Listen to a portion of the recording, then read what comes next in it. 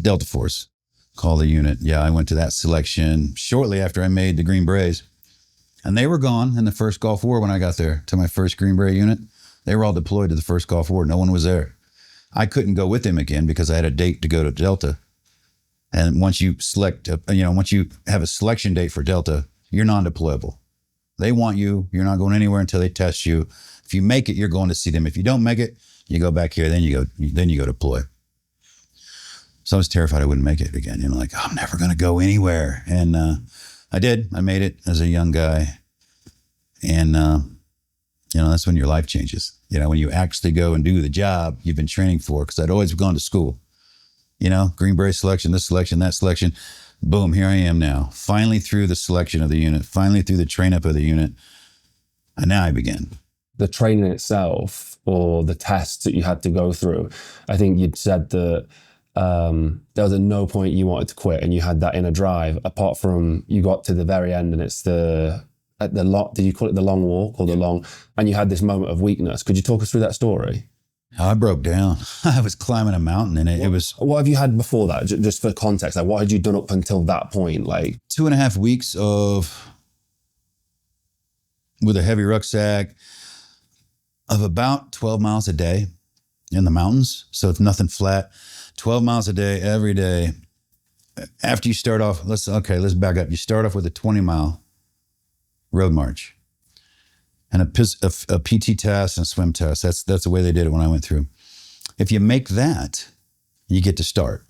If you don't make that, guys go home on day one. You didn't make the 20-mile, you didn't make the swim test, you didn't make the PT test, you weren't good enough. They know by now, with all the assessments that they've done, if you get a certain score on a PT test, they know you're not going to make it past like week 3 or something. They already know that. You've done it so long. And before the long walk, you've done the 20-mile or the 12 miles a day after that for 2 weeks.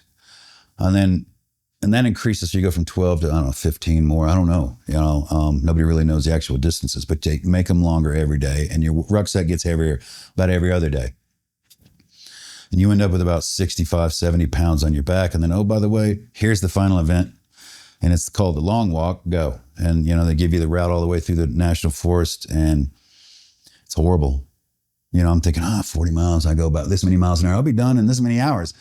And I didn't realize that was never going to happen. It was going to take like 18 hours to get something like that done. And I was nearly done. Well, I thought I was nearly done. And I was on this huge mountain going up out of a creek. And it's the only mountain in the whole place where the contour interval changes, where you look at grid lines on a map and it says the contour interval is 20 meters. So from one line to another is 20 meters in elevation gain. And so if they're really tight together, it's straight up wall. If they're spread out, it's more of a gradual. Well, I'm looking at this thing and I know the instructor said you can take the road this time or you can go straight up the mountain. I'm like, the road goes way around and back up. I'm taking the straight up route. Well, I didn't realize the contour interval had doubled. So it was twice as steep as any other mountain we've climbed. And I got a quarter of the way up and I started getting smoked and I was grabbing trees to walk, climb up it. Starving, so I tried to eat going up the hill, never stopped walking. And I got stuck. I got stuck at Mount Laurel. It ripped off my compass hanging off. I had my hand as a string tied to my belt so I wouldn't lose it. I dropped it to climb through some stuff, kept going, went to grab it, and it was all string. And the compass had gotten ripped off by the Mount Laurel. I panicked. I freaked out. I turned around and went back. I started cussing God. I was freaking out. Like, I'm going to come up here with a chainsaw and cut all this down. I'm going to kill everything. And then I found my compass. I'm like, oh God, I'm sorry. Went back, turned it on, and I started going. I made my way, but it was a breakdown of everything. I can't believe I tried this hard. I can't believe I've come this far. I can't believe I'm here now without a compass and I'm dead and I'm tired. And I get to the next truck and I'm thinking it's the end. He's like, your next RV's that way. I'm like, oh my God, there's more. And that was 2 map sheets. Cross one map sheet, grab the other and keep going. And that was a flat trail on top of a mountain that was like a river. And I remember walking the whole thing with a joke in my head, like time to change the water in the boots. I just walked through another puddle and rinse out the old water. And it just kept going. And my mind was like, how's there a river on top of a mountain? And it just keeps going. And the whole trail was just water because it was raining the whole time. And I just, the next route, I'm going to quit at the next truck. I'm just going to quit at the next truck. And I'm thinking, I get closer to the final, what I think is the final truck. I'm like, what's the final truck? I don't need to quit. And I check in. He's like, your next RV's on the hood of the truck. I'm like, another one? Another one. And I almost quit. Right then. Nope, I'm not doing another one. That's it. Let me plot it. Let me just plot it. Let me go as far as I can in this process before I quit. I plot it and realize that's like 100 meters. It's 100 meters up this power line. Okay, I'll do that. Showed him where I was going. He's like, all right, go. I start humping. My head goes down again. You know, you're tired. You're worn down. I'm just staring at my boots, feeling sorry for myself. Walking down this power line. And all of a sudden I hear, you know, Sergeant Satterly. I'm like, I hadn't been called that in a long time. It's like blue 2, red 1, whatever. It's color and number. And they always color and number because there's no humanization there. And I heard my name and I was like, I looked up and there's 2 men standing on this rock right in front of me.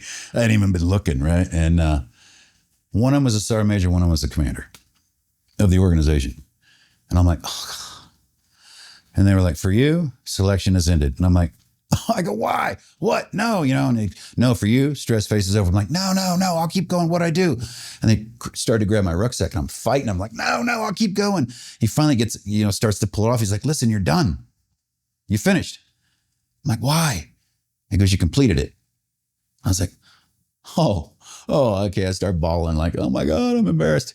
I'm like, all right, let me help you carrying your rucksack for you. You know, you're like a human again. And hey, there's a fire over here. And I was the only one at the fire. Like, oh my God, am I the last guy? Am I the first guy? You know, what's happening? Hand out some glue vine and some sandwiches, you know, and like, all right, well, get in the back of the van. We'll take you back to the barracks. I'm the only guy in the van. It's a 15-passenger van. I'm thinking, oh my God, it's horrible. I just crawled under the seats and fell asleep. It was like an hour and a half, 2-hour drive. Got back to the barracks, like, all right, go ahead and take a shower and go to bed. I'm like, well, I need more than that, right? How am I doing? Did I make it? They just don't tell you. So I went inside. I was like, oh God. I literally washed all of my military gear. I drug a chair into the shower and I sat in the chair with the water running over me. I cleaned all my gear, packed it back up like I'm ready, climbed in the bed, and I woke up when other guys were coming into the barracks and doing their thing. And I was like, oh God, there's more people here. Good. This is good or bad. I don't know, but it feels good that there's more people here. I was like number 2 to finish and I didn't know it. The number 1 guy was already asleep back in the barracks. I don't know when he got there before me, but he had been to selection before. So he kind of knew most of the route and he was quicker with it. And I was like number 2. And I was like, oh man, I didn't know that till later when other people started showing up, but there was a lot less people, you know, and all through selection, you're in the barracks. You don't see each other in the day. You only see each other at night when you get back to the barracks or the base camp up on the mountain. You know, when you get to that phase, you don't know if they made it or you don't know if they're somewhere else. And so all the guys that wouldn't show up at the barracks, you just come out, there'd be an empty bed. And you go to the classroom, there'd be the exact same amount of chairs as people because they'd always pull the chair. If they lost 5 guys, they'd pull 5 chairs that day. So there was always a butt in a chair and you never saw the empty chairs. But guys would drop and you wouldn't know it, you know, and until the end. You're like, oh my God, I lost that guy. A friend of mine got, you know, he didn't make it. And in the end, there were like, start off with like 120, I think. And then in the end, there was like 18 of us that had made it. And then you got to go through the board, psychological evaluations, and then the board of all the commanders, all the sergeant majors, and all the shrinks, and all the cadre talking about you and what you did, and then sitting you up on a stage in a chair and asking you questions, you know, for as long as they need. And then they decide if you make it. And then if you make it, then they tell you, okay, probation, you got 6 months of school, you'll be kicked out in a second. And you're like, oh my God. And then you make the train up. You go to your squad, you're like, oh, thank God. I made it. And they're like, here on probation, 18 months. Shut up, keep up if you can. It's like, okay, I'll shut up, keep up if I can. And after that, every day's with a card to get in and out. If you swipe in, it's green, you're in. If you swipe in, it's red, you're like, what happened? You got to call somebody like, yep, you're good or not. Your luggage is out front or you're no longer welcome here kind of thing. And it's like, what? So every day is like a guessing game. Every door you go in, you have to swipe your card, green or red, green or red. If it's red one day, you're like, I don't know what happened. You got to go figure it out. Somebody's going to tell you what happened. So every day is like stressful. Am I in today? Just get in the front gate, card. One guy, I remember one guy, I don't even remember who it was, called from the visitor center. I can't get in the gate. I'm like, I don't know how to help you, bro. I don't know what you're going through either. It was one of those, he had done something stupid no one else knew about, but they found out. He showed up, red light, can't get in the gate. He had to wait in the visitor center. They brought him all his stuff. You're now assigned over here. Go check in. You never see inside again, you know? So like demoted like from Delta Force or just Yeah. Yeah. You know, if you get pulled from the unit for some reason or you leave the unit for some reason, they say, where do you want to go? Anywhere in the Army. Because just because you're not good enough here doesn't mean you're going to be not going to be great out here, but you're just not making it here anymore. You know, we need you here, and you're like here. So you can go anywhere you want out here because it's still going to be like here, and you'll still be great, but you're not going to be great here anymore, you know? the physical tests. I'm really curious as to, you saw 120 guys there. There was probably some real physical specimens. Did all of those guys make it? No, a lot of the real big, strong guys, they kind of wear down because they got that weight plus the ruck weight. I've seen skinny little wiry guys you're laughing at, and they make it. I mean, when you see unit guys stand, if you knew who they were, well, if you saw a group of guys like, oh, there's unit guys mixed in that crowd, you would probably pick the wrong ones. People have an idea like he's a monster stud. I mean, there are monster studs there too, right? I was 250 at one point just to try to keep up with the monster studs.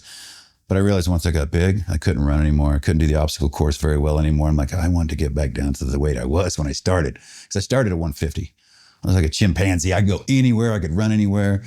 And then when I wanted to get big, because one day some guy's like, here's a string on your shirt. He goes, oh, that's your arm. And I was like, okay, time to work out. So I started working out with a goal of getting big. And that kind of hurt me a little bit, let down the road with my career, but just due to the extra weight. But you can't tell who makes it because it's all in the head.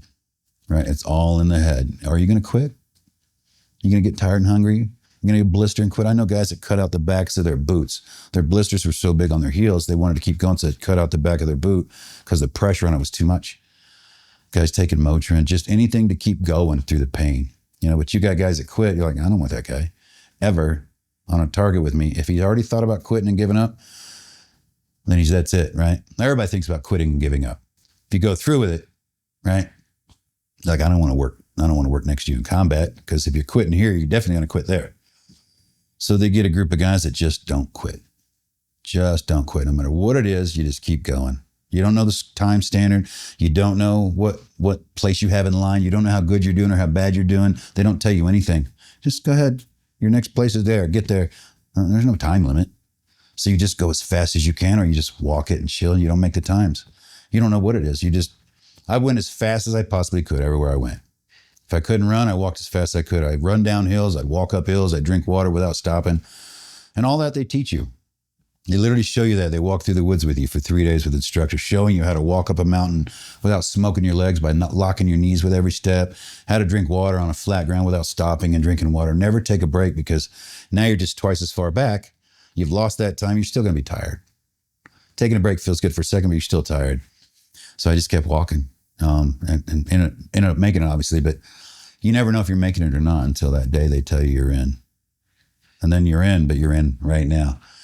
I mean, the quote is, selection is an ongoing process. Selection never ends.